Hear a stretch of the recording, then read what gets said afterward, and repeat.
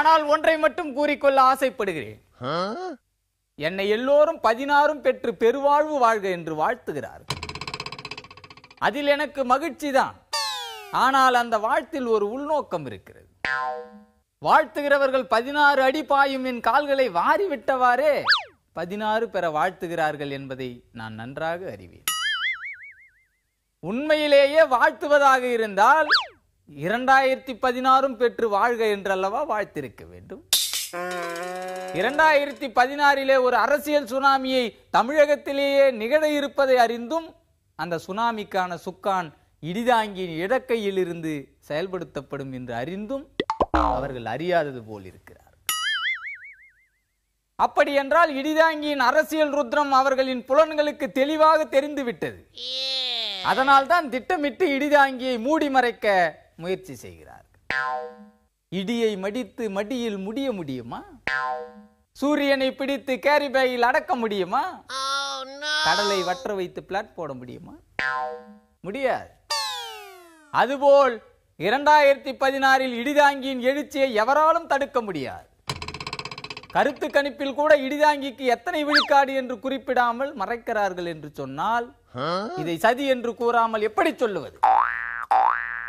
கருத்து கணிப்பில் இடிதாங்கியை காணவில்லையே என்று காவல் நிலையத்தில் போய் புகார் கொடுத்திருக்கிறார்கள் என் தொண்டர்கள். ஏன் என்று கேட்டால் இடிதாங்கி முதல்வர் வேட்பாளராக அறிவிக்கவில்லை என்று கருத்து கணித்தவர்கள் தலையை சொரிந்திருக்கிறார். அறிவிக்காதது உண்மைதான். இடிதாங்கி தன்னைத்தானே முதல்வர் வேட்பாளராக அறிவிக்க மாட்டான். ஆனால் மக்கள் அறிவிப்பார்கள். வாக்குச்சாவடி நோக்கி படையாக செல்லும் மக்களின் விரல்களில் மை வரையப்பட்டதும் உண்மை உலகத்திற்கு தெரியும். உங்கள் கருத்து கணிப்பு செல்லாது. மாறாக முதல்வர் நாற்காலிக்கான டேட்டிங் என்ன என்பதை ஓட்டிங் மெஷின் சொல்லும். இடிதாங்கியின் வாக்கு வங்கி ஒரு திவாலான வாக்கு வங்கி போல் தான் இருக்கும். என்னுடைய வாக்கு வங்கியின் மதிப்பு என்ன என்று எனக்கே தெரியாத போது உங்களுக்கு எப்படி தெரியும்? அதனால் கருத்து கணிப்பில் கூறப்பட்டிருக்கும் விழுக்காடு கணக்கை பார்த்து ஒருபோதும் இடிதாங்கி கூப்பாடு போட போவது இல்லை. சதவீத கணக்கு சிலருக்கு புலிசாதத்தை போல் அடிவயிற்றில் புலியை கரைக்கலாம். சிலருக்கு சத்து மாத்திரை போல இருக்கலாம். ஒரு கோட்டை சரிவாக போட்டு மேலும் கீழும் முட்டையை போட்டால் அது சதவீதம் என்று சொல்லுகிறார். ஆனால் இந்த சதவீத கணக்கில் எனக்கு நம்பிக்கை இல்லை.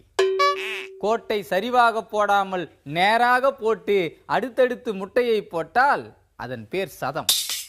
அந்த சதத்தை இடிதாங்கி மட்டுமே 2016 பெறுவான்.